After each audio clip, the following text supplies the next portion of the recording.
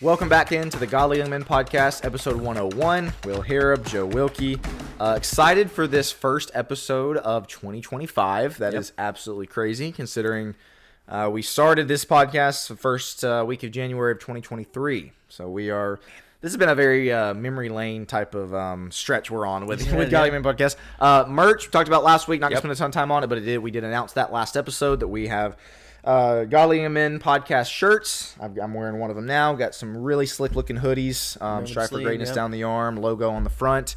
If you want more info on the merch, go back and watch last week. Hats, gym bags, notebooks, water bottles, all kind of stuff that we will not go into any more detail on with this. But as we said last time, if you get some Christmas money, wanting to get some more stuff for your closet, again, burn shirts, a hole in your pocket, exactly, hoodies, hats, all kind of stuff. So yeah, there's going to be a link in the show notes, episode description, all that stuff. So, and if you have any questions and that, reach out to us on the new Discord. Other announcement that we have, link for that will also be in the notes. So, yeah, enough of the promo. Again, we did all that last week, but we do want to keep you informed about the awesome shirts, the hoodies, and everything else that we got going on. Some more stuff in the works. Yeah.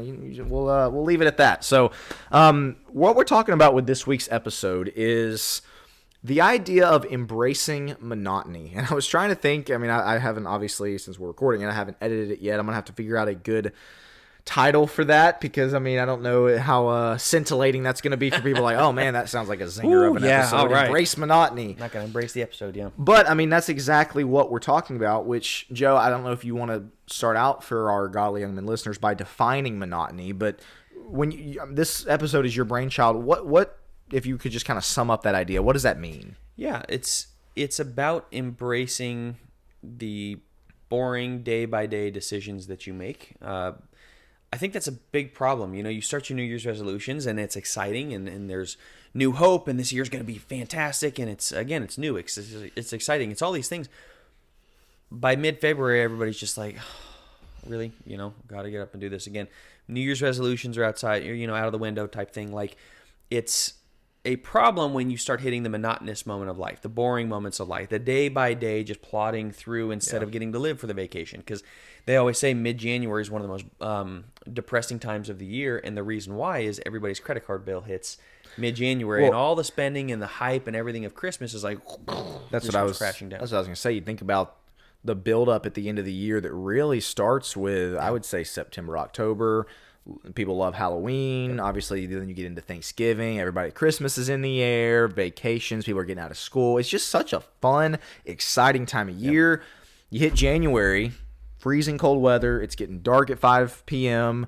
From a exciting high mountaintop point view of life, there's not a lot of exciting things coming until, goodness, spring break, I suppose, for a lot of people. Maybe Valentine's for those if you celebrate Valentine's Day. So it's honestly one of those where people get depressed. Like it's like you said, you're trying to spend less money because you're trying to pay for all the Christmas debt that a lot of people went into, and I don't know. This is I feel like this is a very timely episode because, again, it's pretty easy to be motivated towards the end of the year with Christmas. It's pretty easy to kind of be happy and joyful. Yep. Again, there's just a lot of fun things going on. You hit mid-January, and it's like, I've got 3 months until my spring break. I've got, maybe you probably don't have a vacation plan until May or June. And so, yeah, Joe, to me, I think it's you said kind of the boring aspects of life. The way that I would describe it, maybe not to, critique you or anything, is just the not exciting parts, which I guess you could say those things are synonymous, but exciting is clarification. Exciting is Christmas, and exciting is vacation, and exciting is out of school. And, that's not really how life is. And so there's going to be a lot more days where it's maybe not the top of the mountain exciting, but it's just, same, kind of the same stuff every day. Even some people are living for the weekend, right? Yeah. So they just want to get to Saturday, Sunday because that's the excitement. And that's enjoy myself. Yeah. Exactly. That's when they're going to go out to eat and they're going to go out with friends, whatever it may be. And so they just, they coast through the week. It's another work week. Hate Monday and hump day on Wednesday, and you just got to get over the hump type of thing. And then Friday they start to build up and get excited for the weekend. Part of that's very normal. Part of that's like, okay, everybody's going to do that to a certain degree. We would encourage you as godly young men, don't live for the weekend, don't live for the next vacation, don't live for the next big purchase that you can make, whatever it may be. Learn to embrace the here and now, the day-by-day approach. Well, because the vacation, the big moments, the goodness, even the holiday, like stuff like at the end of your life, what is that going to be? 10% of your life? I mean, I just totally throwing numbers out there, maybe even less. Maybe even less, yeah. I mean, you think about all the holidays that we have throughout the year, all your birthdays, you know, your trips, like unless you're, you know, going on vacation once a month, like it is a very small percentage of your life. And so if that's really all you're looking forward to in life, if that's all that you're really pushing for, and man, I just get really excited about those things, 90% of your life is like, ah, man, boring. What is there to it? And that's not the attitude that I think we need to have. Right. The 90 is living for the 10.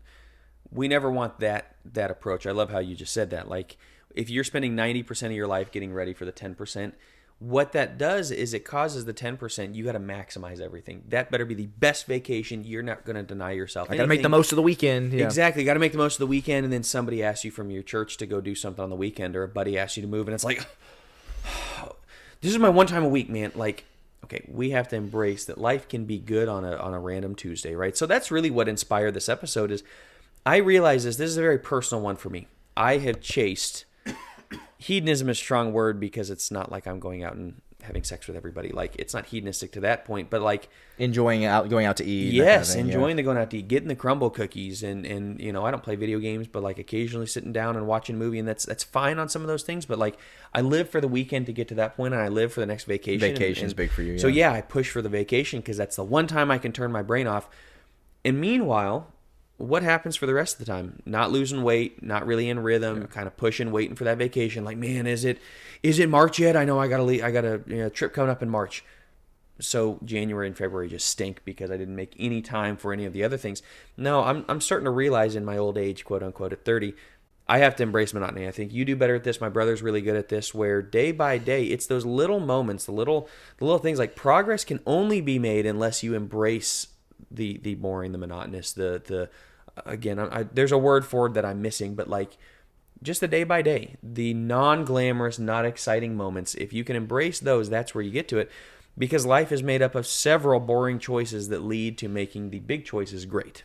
Yeah, and this is really tough in a society where, you know, you can get on social media and you can look at all your, as we talked about before, all your buddies who have go to the beach 6 times a year, and they're just living it up and having a great time. And, you know, you see all the bright spots of everybody else's life. And then you look at your life and, like we just said, man, 10% of my life is that fun. And they look like they have 80% of their life is that fun. And so it can be very difficult to embrace monotony when you're looking around in your own view. And, of course, the way Hollywood depicts it. You know, the way that, again, you just hop on social media and it just looks like everybody's having the time of their life all the time. And you are the only one that gets to, you know, has to really sit down and plow out this homework. And you're the only one that has to sit down and really just kind of work your job, and not a lot of excitement going on.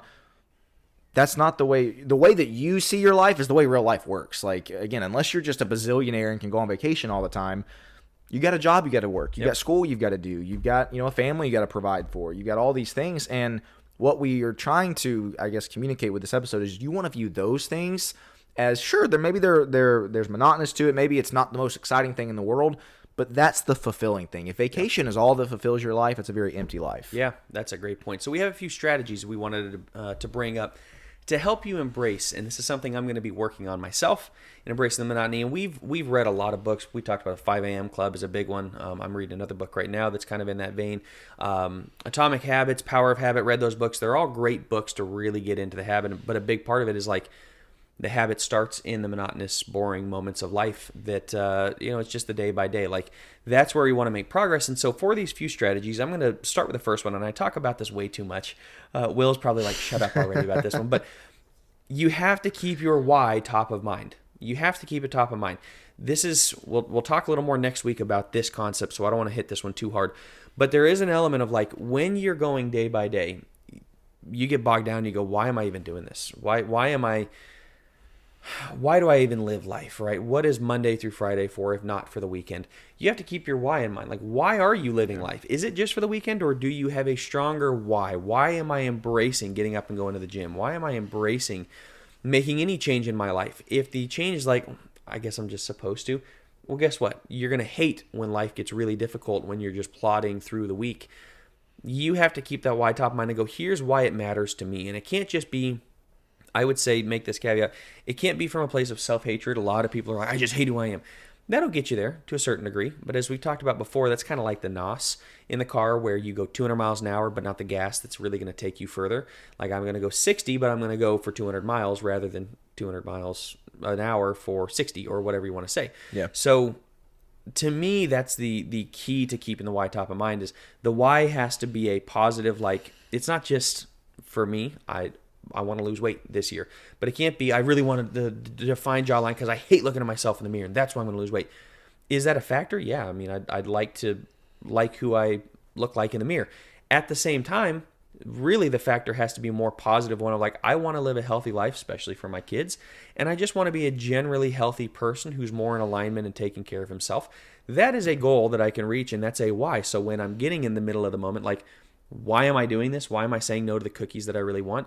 Because I want to be a healthy person and because I am a healthy person, right? I'm somebody who makes these choices and I'm doing it for my kids, I'm doing it for my wife, and I'm doing it for myself because I need it. And Joe deserves to have somebody live his life in a healthy way, which has got to be me. So I can't continue to make those unhealthy choices. I'm going to skip one and we'll make this number 2. Sure. Celebrate the small wins. This is where it's not always, again, the big win, the big thing, the big promotion, big vacation. Day to day, and this is there's so much of an aspect of this to me that is about gratefulness to God for just the smallest things. I mean, you think about how big of a win it is that you get to drive a car to work. Yeah. That's one of the most monotonous things in the world, but that is an enormous thing to be grateful for in the sense of you're not having to walk or ride a bike to your job or to class or to whatever it is. And so I think these things kind of go hand in hand with gratefulness of you are not just grateful to God for the promotion, the really big things. You are grateful to God for the small things, the small victories, the small wins, the moment with your kid. Obviously, for us, we have kids. There's a lot of small moments with our kids that are just really special. You live for those type of moments. And again, maybe you don't have kids, but the passing grade on your homework assignment, that very small thing, but hey, that's really awesome. Or the fact that you got a 45-minute workout in when you were exhausted that day, did it at night, and you're like, man, I feel good. Like, being grateful to God for the small things really helps you have this perspective, in my opinion, of embracing monotony of like, you're looking for things that are nothing big, nothing major, but they're small. You can be grateful for them and you can celebrate them almost. Yeah, that's exactly it. I love how you said that. Like the getting up and going to the gym, I sometimes have to remind myself of this. If I got 4 hours of sleep when I go to the gym and maybe I wasn't breaking all my own records right that day, I went to the gym. I could have easily slept in. Like I got 4 hours of sleep. I could have been like, I'm not going to do it. But I got up. I did it anyway. I'm going to celebrate that as a win. And that goes along with, I'll also skip, number 2 again. I'll let you get into that one.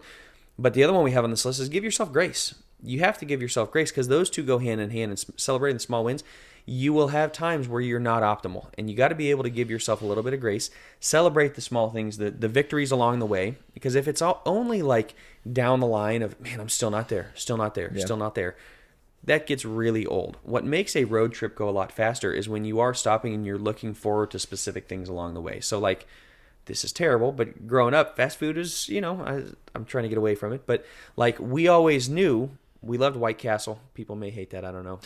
Don't at me if you don't like White Castle. But we didn't get it in Colorado. So we knew coming into St. Louis. What kind of food was it? I don't even know. I've never been. I don't even know what it was. The little burgers, cheeseburgers? It's like Crystal? Yeah, basically. Just way better. Way better. Hopefully. Way better than Crystal. Yeah, way better than Crystal. But yeah, you'd get what they call a crave case, and it'd come with 30 of these things, and it literally was like a briefcase, this cardboard briefcase full of these things. It was amazing. So we'd get that as a family funny. of 6. I always knew coming into St. Louis. That's where you were going. That's where you're going. And so, yeah, the ultimate destination was Tennessee, but there were little milestones. We'd get Taco John's in Colby, Kansas. We really didn't get Taco John's in Denver. So I think they have 1 or 2 now, but like we really didn't get that. And so Colby, Kansas. And so you could kind of plan. This is a really stupid and long illustration to make a dumb point, so I apologize. But like, that's kind of the point I'm getting at is having some things along the way and celebrating those little milestones. Like, hey, we made it to Taco John's. I know that's 4.5 hours away from Denver. Roughly, give or take. So we're 4.5 hours into the trip, but it's celebrate that for a second. Yep. But on the giving yourself grace, there is a level of, if I got up and made it to the gym after 4 hours of sleep, I'm not going to beat myself up because I wasn't lifting my very heaviest. Like, I'm not in tip-top shape. I need to make different plans to make sure I'm getting better sleep the next night, no doubt, the next time. But life happens, kids get up in the middle of the night, whatever it is. You made it there. You got to give yourself grace and celebrate the victories with it. For sure. I'm going to skip it again. I'm going to go to the next one. This will be number, I guess, 4. don't miss twice in a row. Yeah. I'm really big about this. You can give yourself grace the first time, but doing that 2 days in a row or 2 times in a row, it's like, all right, buddy, it's time to step it up a little bit. I think that's an element of like you use your, maybe call it failure, call it missed opportunity, whatever, to motivate yourself to do better the next time. You know, man, I couldn't go to the gym today, had too much going on, or wasn't feeling it, whatever. Okay, that's one thing. Don't do it again the second day. And I get you see that with kids of like, you tell them, I don't want to have to tell you, I don't want to have to correct you on the same thing twice. I'll correct you once, and I'll, give you grace for it, and I'll, maybe even in business as well. Like, I'll coach you on this. Maybe you didn't know, but I'll give you the benefit of the doubt, whatever. But I'm going to tell you this. I do not want to have to tell you this again. Again, whether that be parenting, business, like I feel like that's a very reasonable thing. Oh, yeah. Whether it's a performance thing for your, or especially again for your kids. Obviously, we're parenting toddlers at this point, but getting to teenage years, like I'm sure there are things where it's like, I'll correct you on this once. Don't let it happen again. And so that's kind of where my mind went with this of like, you can give yourself grace on missing the gym, missing your Bible study, whatever it is. Don't do it twice in a row. Well, at what point does grace become excuse? And that's the constant struggle. Yeah. That is a struggle. That's why Will's exactly right on that. How he broke down the 2 times in a row. He is big on that. Will's very good on that. I struggle with that from time to time where it's like, man, if you miss one, well, what's another one type of thing? Like, no, make sure you're not, because then it becomes the excuse of, well, I didn't sleep super well, so I'm just going to skip the gym because it's really important for me to care about my sleep. Right. Okay, that's great. That happened once. Well, the next night you stay up. Oh, man, we got 5 hours again. Oh, you know what? But sleep's really important. No. Now you're just excusing poor sleep habits where you're staying up too late doing stuff. Like, don't let that be an excuse. And I think the don't miss 2 days in a row or 2 times in a row is a really good way to just stay on track. Life happens. You're going to miss one here, there. Give yourself some grace. Don't give yourself excuses. It's kind of like you only get so many sick days. Like, there's only so many times you can be sick before people are going to look at you and be like, okay, you're just a basket case. Or like, you just, right, you're not able to handle the real world and you just get sick all the time. Like, you know what I mean? Maybe that's a mean example, but like, I just feel like you can only use the I'm not feeling well excuse so many times to flake out of plans with people before people are going to look at you and be like, okay, whatever. You just don't want to be there. You know what I mean? Like, a good example of this, actually, take it to sports.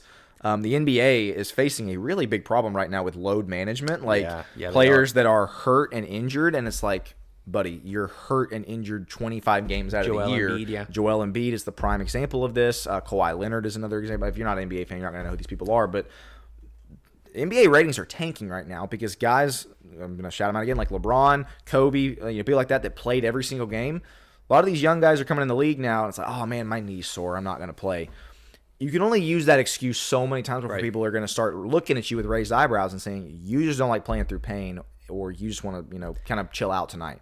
Can't do that every single time. People paid $150 to go see you. They turn on the TV to see you, and you're out of it. You're in pain, whatever it is. Like, excuses. That's a big thing here. Is we can use excuses to get out of the monotony and just push for the weekend type of thing. Excuse after excuse after excuse. Okay, we arrived at the weekend. Now there's no excuses to go have fun. And most of the time, all of a sudden, the lack of sleep just doesn't really matter. The stuff you want to do, you do. Yeah, exactly. So that's how you know if it's an excuse or not, if it was legit. Yeah, that's really good. I don't want to spend too much time on that, but I think that's really, really important. Yeah, absolutely. So the next one is, and we talked about it, the one we kept skipping, is get accountable. It's really, really important. Yeah. We talked about this before. I don't want to spend long on this. We talked a lot about getting accountable. If you are struggling in your monotony, one of the things that you and I have been, how long has it been? 4 or 5 years that we've been, we got to get back to that. We'll discuss goals. January 1. I was going to say we're going to discuss goals. But, the key is having somebody in your corner that can celebrate the wins with you and also kind of kick your butt if you're really slacking. Like, better next week. And then it's, okay, man, well, right, there's grace. And then next week, like, no. You can't keep pushing to the week. Like, what went wrong this week? You need somebody who's willing to give you a little friction and go, all right, man, you haven't hit your goal like 6 times in a row. What is happening? What can we adjust in your life? You want somebody who has a little investment in you that's going to call you out. Funny story on this. So Joe and Jack and I and a couple other guys started this 2021, maybe back in 2020. It's been a while. I think it was 2020 now that I think about it. And, we were pushing each other and trying to really, okay, all right, what's going on? And then our wives started one. And, I hope they don't watch because they never like it when we tell the story. But it's just the perfect example of why men are different than women in this instance. My wife would talk about how they would get on, and there'd be, a couple people that would not hit their goals pretty consistently, and everybody's like, "Oh, that's okay. No worries. You'll get it next time." Every single week. And to Joe's point, there needs to be a level of, all right, buddy, this is the third week in a row. Either change your goal or you got to fix something. Right. And that's just, again, that's kind of more of a man thing than a woman thing. Women are more compassionate. Men are more get things done, which I think is how God designed us. But yeah, to your point, like, need to have somebody who will be willing to tell you, all right, man, enough's enough. You've used too many sick days. No more load management. What's going on? Right. So, yeah. Right. Exactly. Eliminating the excuses. But as I said, on the flip side, it's not somebody who's constantly with the stick, beating you on the back. Hey, make sure you're doing better. They're also celebrating wins so that when you hit that they're supportive. Yeah. Yeah, exactly. You hit that new bench press max at the gym. They're the first person you reach out to and go, man, that's fantastic. Good for you. Like, this is what helps you stay grounded in the monotonous moments of life, is you have people celebrating the small wins where you're able to look back. When it's just you, you're going to do a little fist pump and then you forget about it 10 minutes later. When it's somebody else, maybe they bring it up a little bit later, like a week later. Man, you just remember when you're hitting that low point and you kind of hit depression or whatever it is, you got somebody who's going, remember where you were. At January 1, you could bench press like the barbell, like you could barely do anything, 45 pounds. Now it's July 19th and you're whatever it may be, and you are bench pressing 150. That's a lot of progress, man. Yeah. Like, remember that you need people in your life to do that. So the next thing, these ones are, I don't know if they're... I was going to have you kind of, hit these next two kind of back to back if you want. Joe. Yeah, exactly. So first off, it's a marathon, not a sprint. Actually, it's a marathon, not a sprint. Remember in the monotonous moments. Have you ever done either one of those? I have never done either one of those. Well, other than like field days. Yeah, just like racing somebody. Yeah, exactly, racing somebody else. But no, I was never track and field. Our family are not runners. We don't run super well. I have back issues. They actually told me after my back surgeries, don't ever become a marathon runner. Like sounds good, man. You don't have to commit. Bummer. Yeah, exactly. Oh, what a bummer. I was really planning on it. No. But obviously, we know the marathon. Like, the point of a marathon is you are not going to Usain Bolt that thing the whole way. That's exactly. You got to pace yourself. You're also going to have some really, from best I can tell, I would die on mile 1. But you're going to have those moments where you just want to give up and quit. You're talking mile 18 where it's like another 8 miles. Are you kidding me? But at the same time, you continue to push yourself and you realize this is a race. There is an end, a defining point along the way. A lot of people look at this as a sprint of and this goes to your point. We talked about this last week of they throw a bazillion and one things. I'm going to do this and this and this and this. In reality, probably not. And that's the sprint mentality. Yeah. Take that marathon. And what I would say is slow change is sustainable change. Yeah, that's good. It's key. Slow change is sustainable change. If you change everything at once, okay, it's like if you build a house in 2 days, can you technically do it? Probably. Am I going to live in that house? Not a chance. No. I need inspections. I need this to take a little time. You know what I mean? I want to know that this is going to withstand elements, things like that. I wonder what the Guinness World Record is for building a house. That's an interesting I'll tell you, the Amish do those barn raising. Yeah, where everybody... fast. That's true. And those are probably some sturdy houses. Yeah, random, that's true. Not important. Okay, next one that we have on the list, I don't know what number we're on, the little bar at the bottom of our screen will show, because I've lost track now. 1, 2, 3, 4, 5, whatever. Make time for self-care. The reason, Joe, I was going to have you do these back-to-back is because you describe this very well, what you mean by self-care, because self-care can kind of feel like one of those squishy, touchy-feely things that new age people or obviously therapy world, therapy culture type of thing. But I think what we're talking about here is make sure you're getting enough sleep. Make sure you're not staring at a screen right before you go to bed and right when you wake up, and kind of these things that are really important to make sure that you're not going full speed all the time, and you have obviously time for prayer, time for Bible study, just time for reflection. Big believing in reading, time for reading, time just quiet. One of the things I've tried to do lately is every now and then I love when I'm driving to listen to podcasts or something kind of somewhat productive, just riding in silence for a few minutes. Great time for prayer.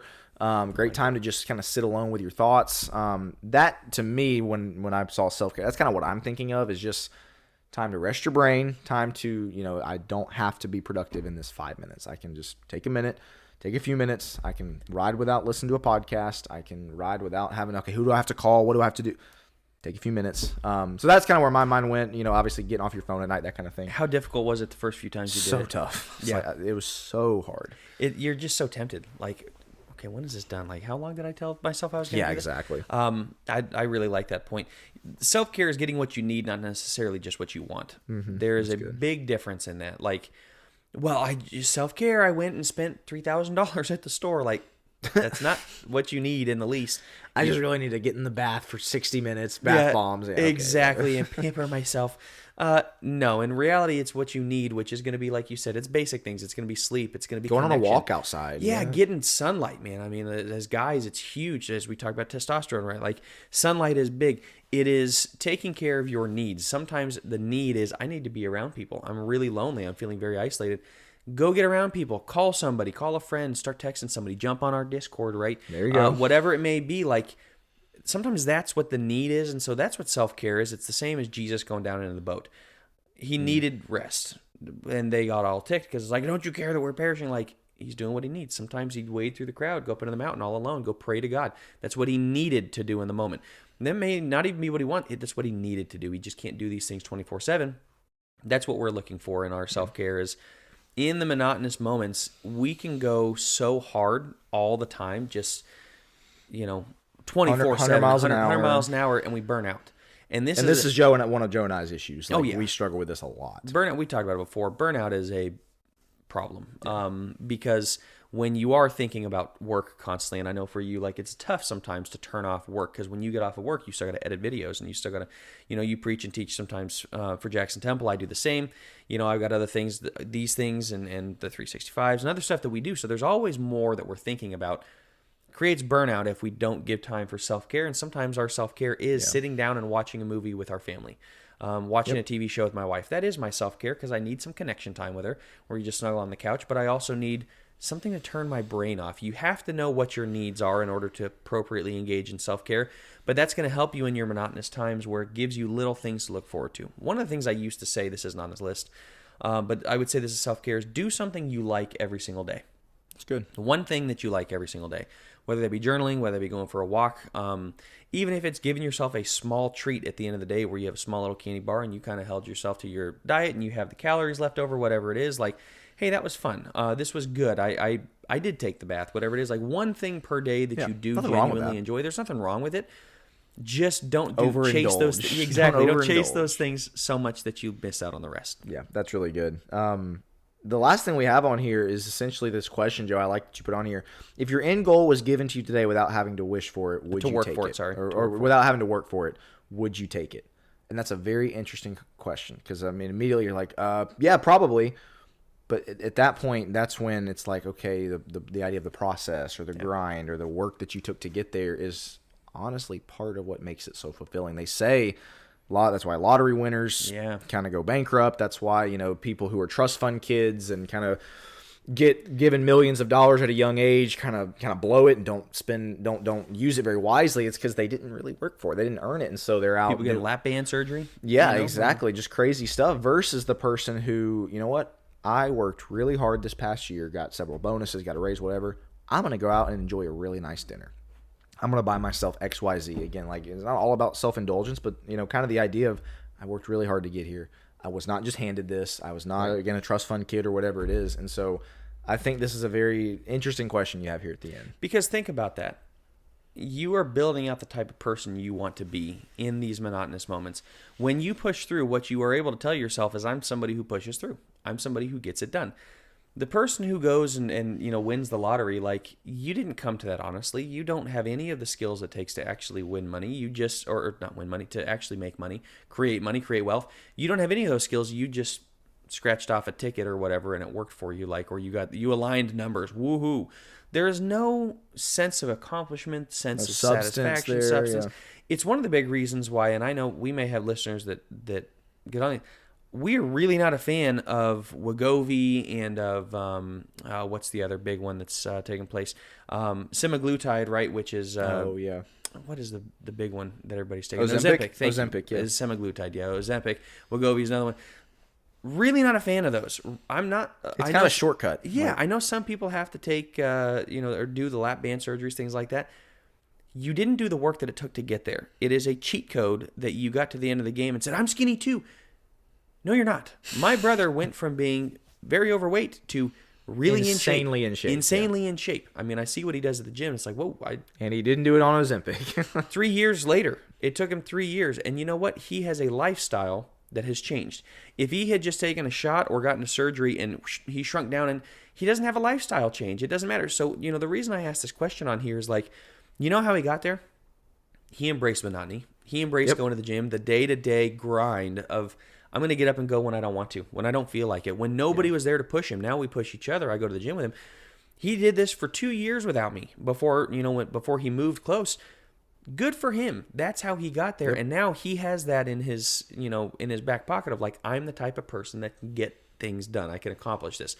So it really comes down to, this is when you learn the most about yourself. And it was a slow and a sustainable change, just Correct. like we just talked about. Yeah. You don't learn the most about yourself on vacation. You learn the most about yourself when you are embracing the 5 a.m. wake-up call day after day after day after day, because that's the type of person you want to be. And even when you go, man, why am I doing this? You can remind yourself of the why and continue to push. That's why we're talking about this. We're passionate about it because this will change your life if you can embrace this. My dad has a phrase, how you live your days is how you live your life. And to me, that's the key is your life will be made up of all of the small, tiny, little, boring, monotonous changes and day-by-day things that you did. And you'll live a great life if you can just learn to embrace the importance of those. I don't have a lot to add. I think next week's episode, not really related, but it's going to be something that is, I think, really important for us to learn how to do as godly young men. That is, again, tangentially related somewhat. But it will be a completely different episode. So we appreciate you watching and listening to this episode, the idea of embracing monotony. Again, as you start the new year, it is important to not fall into that depression time or that, oh my goodness, the doldrums of life, it's cold, all those things. Like, celebrate the small wins, look for things to really kind of boost your spirits, and embrace monotony is, again, the whole point of this episode. So we'll wrap right there. This has been episode 101. We'll be back next week for episode 102 of the Godly Young Men podcast.